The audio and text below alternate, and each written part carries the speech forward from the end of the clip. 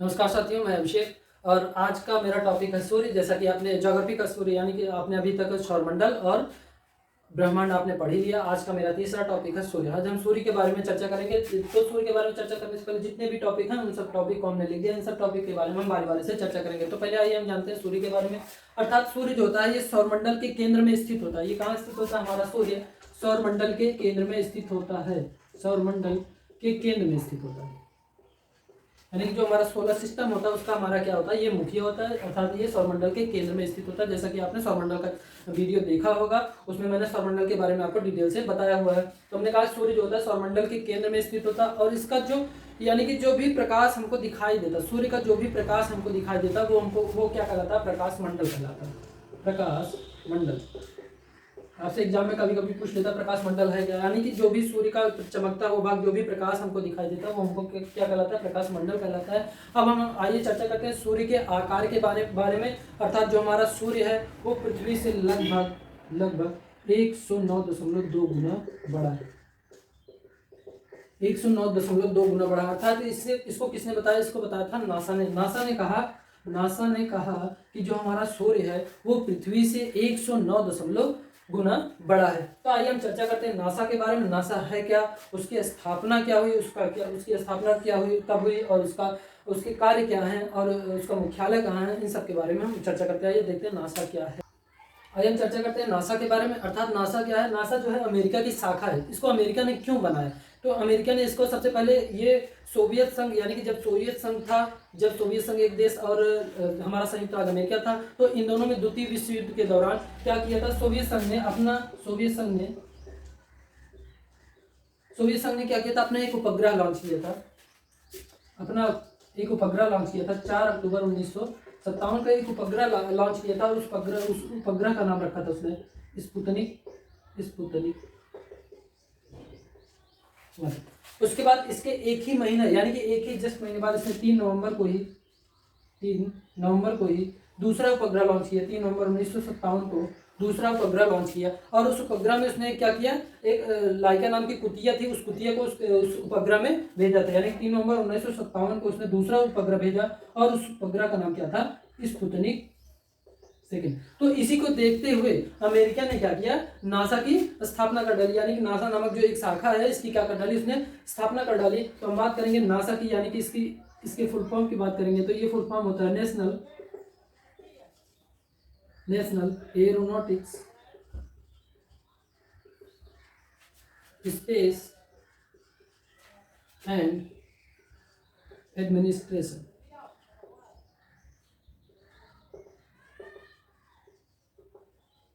यानी कि उसने देखा सोवियत संघ ने क्या किया? अपना उपग्रह लॉन्च कर लिया, कहीं सोवियत संघ हमसे आगे ना हो जाए, तो इसको देखते हुए उसने क्या कर दिया? नासा नामक एक संस्था की स्थापना की। यानी कि नासा का प्रोग्राम क्या होता है? National aeronautic space and administration. आइए हम जानते हैं कि नासा की स्थापना कब हुई। तो नासा की स्थापना 29 जुलाई 1958 को हुई। यानी कि सबसे पहले क्या काम हुआ था? सोवियत संघ ने किया था 4 अक्टूबर 1957 को किया था स्पुतनिक 1 और 3 नवंबर 1957 को स्पुतनिक 2 उपग्रह लॉन्च किया था। और अमेरिका ने उसके बाद ही नासा की स्थापना की। यानी कि नासा की स्थापना जो है 29 जुलाई 1958 को हुई। आइए हम जानते हैं कि नासा जो है, नासा का कार्य क्या है। यानी कि इसकी अगर स्थापना हो गई, इसके हम मुख्यालय की बात करेंगे तो इसका मुख्यालय जो है वाशिंगटन डीसी है। Washington DC. अब फिर से एक बार देख लेते हैं नासा के बारे में। कहते हैं कि नासा की स्थापना जो है ये 29 जुलाई 1958 को हुई। यानी कि सबसे पहले सोवियत संघ ने किया था, उसके बाद नासा की स्थापना हुई 29 जुलाई 1958 को। यानी कि इसका जो मुख्यालय की बात करेंगे तो मुख्यालय कहाँ है इसका? वाशिंगटन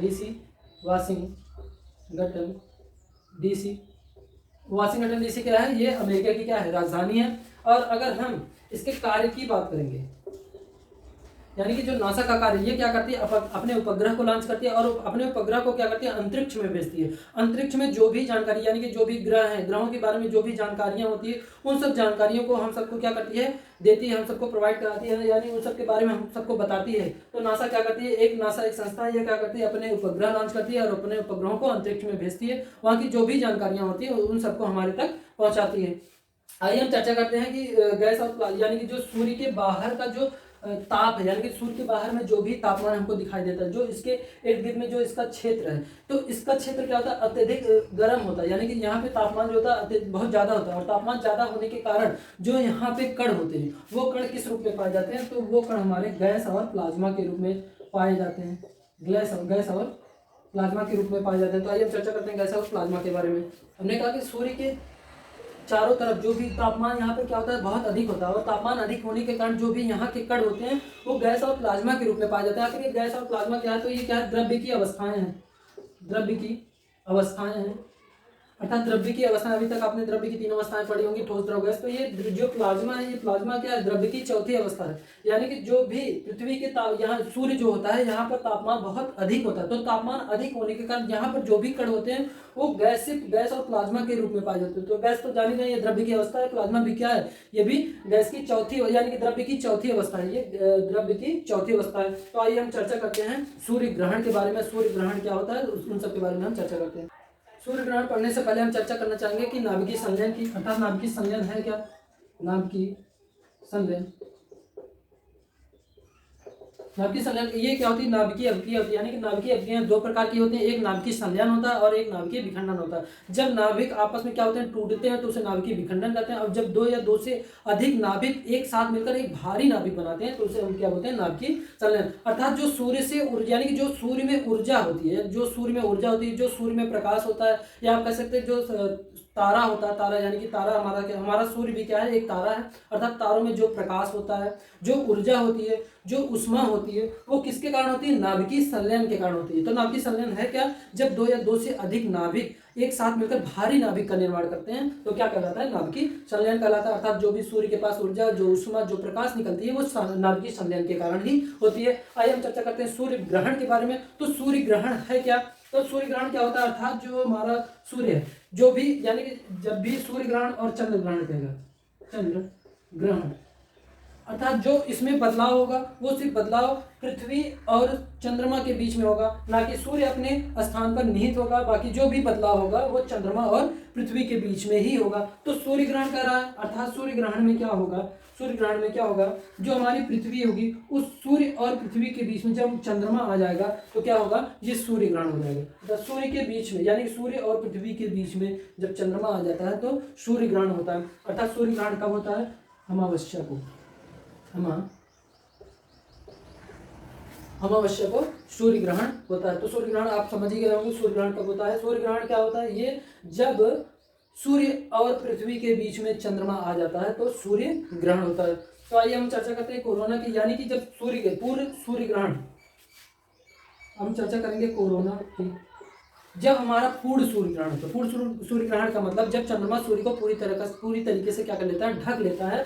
तो उस समय जो भी प्रकाश हमको दिखाई देता है, यानी कि जब चंद्रमा सूर्य को पूरा ढक लेता है, ढकने के पश्चात जो भी प्रकाश हमको दिखाई देता है वह प्रकाश क्या कहलाएगा, कोरोना कहलाएगा। यानी कि चंद्रमा जो है जब सूर्य को पूरी तरीके से ढक लेता है, तो ढकने के पश्चात जो भी प्रकाश हमको दिखाई देता है, किनारों पर जो भी प्रकाश दिखाई देता है वो क्या कहलाता है, कोरोना कहलाता है। अब हम चर्चा करेंगे हीरक वलय की। अर्थात हीरक वलय कब बनता है, जब हमारा पूर्ण सूर्य ग्रहण होगा।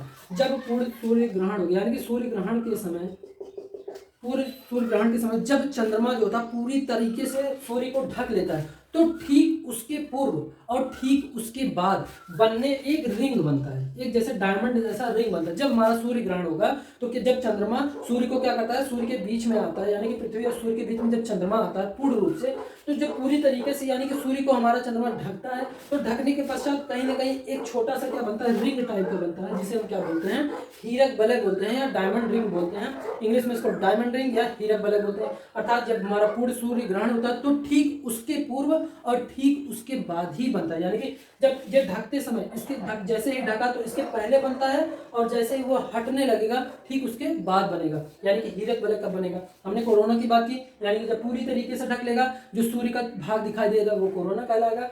और हमने हीरक वलय की बात की, तो हीरक वलय कब बनता है, जब सूर्य यानी कि पूर्ण सूर्य ग्रहण होगा, तो पूर्ण सूर्य ग्रहण के ठीक पूर्व और ठीक बाद ही हीरक वलय बनता है, अर्थात डायमंड रिंग बनता है। तो कभी कभी आपने पेपर या न्यूज़ पेपर में आपने देखा होगा कि डायमंड रिंग बनते हुए कहीं कहीं पर डायमंड रिंग बनता है। और बात करेंगे पूर्ण सूर्य ग्रहण की, तो ये पूर्ण सूर्य ग्रहण 7.5 मिनट से ज़्यादा नहीं बन सकता, 7.5 मिनट से ज़्यादा ये नहीं बन सकता। अब आइए हम चर्चा करेंगे अरोरा लाइट की, अर्थात ये अरोरा लाइट क्या होता है, इन सब के बारे में आगे हम चर्चा करते हैं। देखते हैं अरोरा लाइट क्या है। अब हम चर्चा करते हैं अरोरा लाइट की।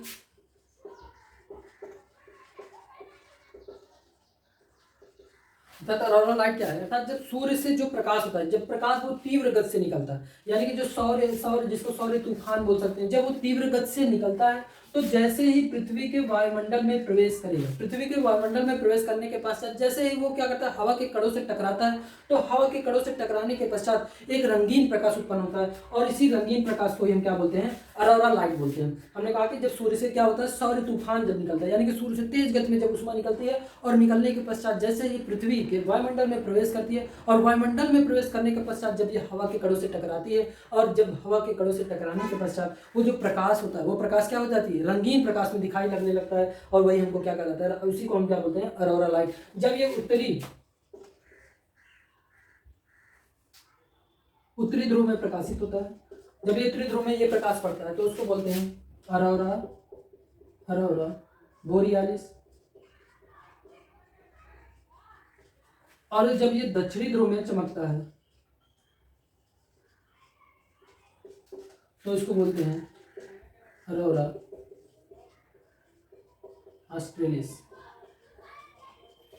तो हमने क्या बताया, हमने कहा जब सूर्य से यानी कि सौर तूफान जब निकलता है तो पृथ्वी के वायुमंडल में जैसे ही प्रवेश करता है, और प्रवेश करने के पश्चात जब वो हवा के कणों से टकराता है, तो हवा के कणों से टकराने के पश्चात जो सूर्य का प्रकाश होता है, वो प्रकाश क्या होता है, रंगीन प्रकाश में बदल जाता है, और ये रंगीन प्रकाश ही क्या कहलाता है, अरोरा लाइट। जब ये रंगीन प्रकाश उत्तरी ध्रुव में पड़ता है तो उसको बोलते हैं अरोरा बोरियालिस, जब दक्षिणी ध्रुव में पड़ता है तो उसको बोलते हैं अरोरा ऑस्ट्रेलिस। इसको उम्मीद है आपको ये समझ में आया होगा। ये आपके क्वेश्चन में जरूर पूछा जाता है कि उत्तरी ध्रुव में जब प्रकाश पड़ता है तो उसको क्या बोलते हैं, और दक्षिणी ध्रुव में जो सूर्य से प्रकाश आता है वहां पे क्या बोला जाता है, तो दक्षिणी ध्रुव में अरोरा ऑस्ट्रेलिस और उत्तरी ध्रुव में अरोरा बोरियालिस। तो आइए हम चर्चा करते हैं प्रभामंडल की, अर्थात प्रभामंडल है क्या, प्रभामंडल के बारे में जानेंगे। ये भी क्वेश्चन आपके आईएएस के क्वेश्चन में पूछा गया था कि प्रभामंडल है क्या। तो आइए प्रभामंडल के बारे में चर्चा करते हैं।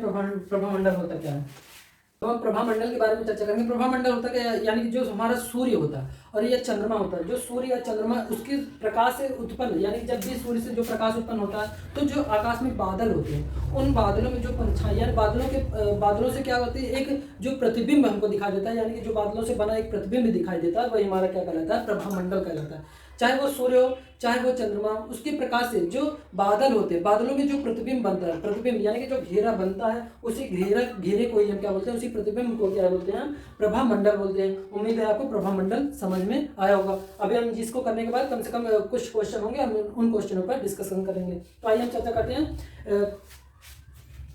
पेरिहीलियन की। पेरिहीलियन उपसौर और अपहीलियन की, यानी कि अपसौर।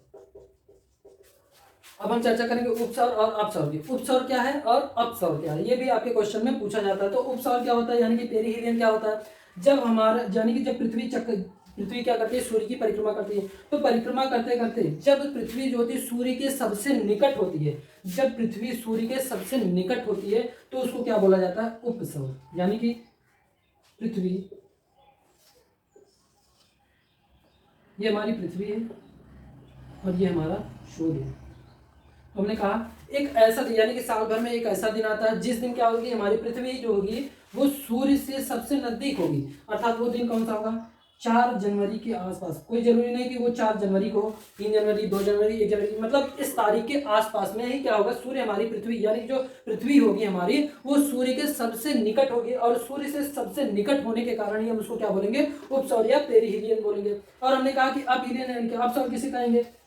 तो अपसौर क्या होता है, जब पृथ्वी यानी कि जिस दिन पृथ्वी परिक्रमा करते समय, जिस दिन हमारी पृथ्वी सूर्य से सबसे दूरी पर होगी, यानी कि परिक्रमा करते समय जब हमारी पृथ्वी सूर्य से सबसे दूरी पर होगी तो क्या कहलाएगा, वो हमारा अपसौर कहलाएगा, अपसौर कहलाएगा। ये लगभग 4 जुलाई यानी कि मतलब जब भी हमारा वर्ष होता है तो 4 जुलाई के आसपास, कोई जरूरी नहीं कि ये हमारे 4 जुलाई को ही अब सौर बनेगा, ये 3 जुलाई, 2 जुलाई या 5 जुलाई या 6 जुलाई के निकट भी बन सकता है। अर्थात वर्ष भर में कभी हमारी पृथ्वी जो होती है सूर्य के सबसे निकट होती है और कभी हमारी पृथ्वी सूर्य के सबसे दूर होती है। सबसे निकट जब होगी तो हम उसको उपसौर कहेंगे और जब सबसे दूर होगी तो उसको हम अपसौर कहेंगे। उम्मीद है आपको मेरा सूर्य का यानी कि ये वीडियो आपको पसंद आया होगा। अगर आपको मेरा वीडियो पसंद आया हो तो आप मेरे वीडियो को लाइक करें, मेरे चैनल को सब्सक्राइब करें और बेल आइकन पर प्रेस करें, जिससे नए नए नोटिफिकेशन आप सभी को मिलते रहें। धन्यवाद।